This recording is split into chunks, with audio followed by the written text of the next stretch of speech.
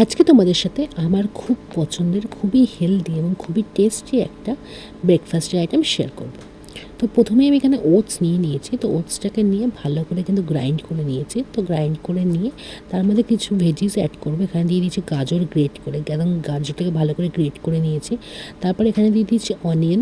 তো এখানে ছোটো ছোটো করে চপারের সাহায্যে অনিয়নগুলোর মধ্যে চপ করে নিয়েছি। তারপর এখানে দিয়ে দিয়েছি 2খানা ডিম। তো এখানে 2খানা ডিম দেবো। এটা অপশনাল, তোমরা চাইলে দিতে পারো, না চাইলেও না দিতেও পারো। কিন্তু আমি এখানে ডিম দিয়েই প্রত্যেকবারে বানাই, তাই এবারেটাও ডিম দিয়ে বানাবো। তো এখানে 2খানা পরিমাণ, যেহেতু পরিমাণটা একটু বেশি ছিল তাই 2টো পরিমাণের ডিম দিয়েছি। আর দিয়েছি হচ্ছে 2 চামচ মতো নুন। তারপর দিয়েছি অল্প পরিমাণে হলুদ, অল্প পরিমাণে ধনে জিরে গুঁড়ো, অল্প পরিমাণে লঙ্কা গুঁড়ো। আর দিয়ে দিয়েছে হচ্ছে কাঁচা লঙ্কা। তো কাঁচা লঙ্কাটা বেশি করেই দিয়েছি, কারণ আমার ঝাল ঝাল খেতে বেশ ভালো লাগে। তারপর ব্যাটারের মতন ভালো করে কিন্তু আমি জল দিয়ে জিনিসটাকে গুলিয়ে নিয়েছি। এর ক্ষেত্রে তুমি একটা জিনিস করতে পারো, এটাকে ওটসটাকে কিন্তু আগেও ভিজিয়ে রাখতে পারো, তাহলেও তোমাকে জলটার পরিমাণটা কমই লাগবে। তারপর ফ্রাই প্যানের মধ্যে ভালো করে কিন্তু আমি তেলটাকে ব্রাশ করে নিয়েছি। তো এটা তোমার তেলও ইউজ করতে পারো অথবা একটু ঘিও ইউজ করতে পারো, আরও হেলদি হয়ে যাবে।